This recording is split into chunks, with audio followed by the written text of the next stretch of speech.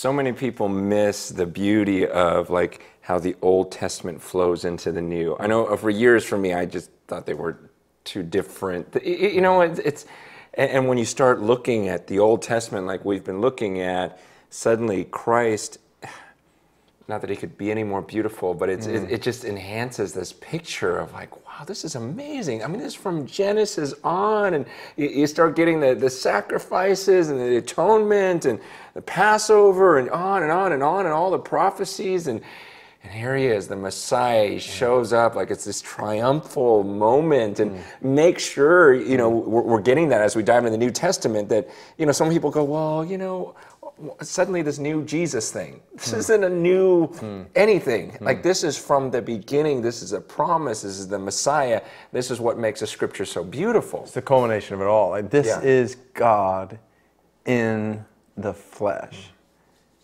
And just sit back and you soak that in. And then especially, you get to Matthew 4 and he goes up to 4 fishermen and he says, follow me.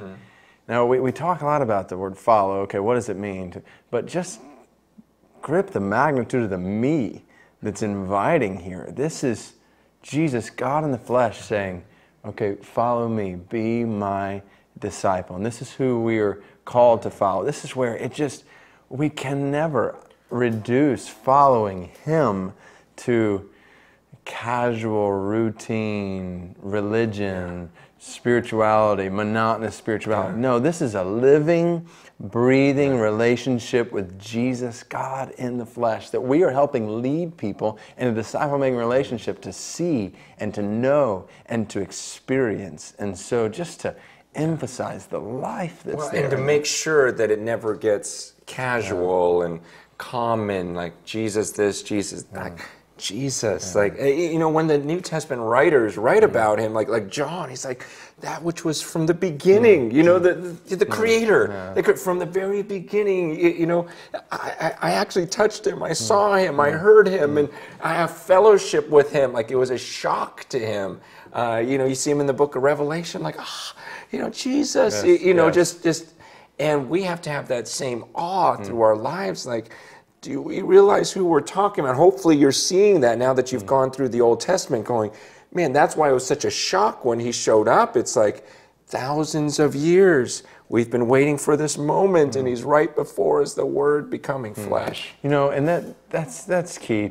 Jesus is unique in all of history. He alone is set apart from every other religious teacher, every other person. And so it might even be beneficial to spend some time with the person or people you're discipling and just talk about what makes Jesus unique as the fulfillment of all these things in the Old Testament.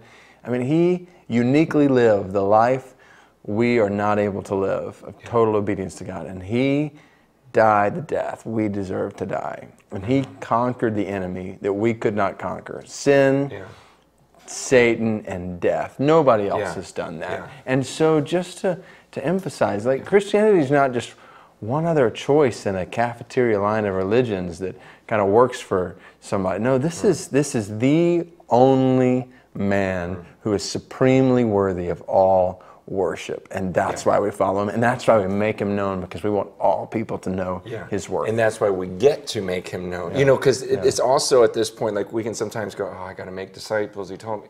It's this idea of when you understand who Jesus is, it's like, I get to follow him. You know, and the disciples were, you know, when he says, follow me, that's a privilege, that's an honor, and so I get to now make disciples, you know, especially at this point. Make sure your disciple is going out and making disciples, and going, man, do you understand you get to do this? And as you do it, you get to experience the presence of the living God. You can experience this fellowship with him that John had with him and the disciples had with him, that everyone was waiting for, you know, to have with him.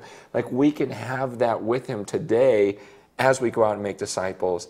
And so think that through, and I would just make sure this is always an honor to us, an honor to pray, a joy to make disciples.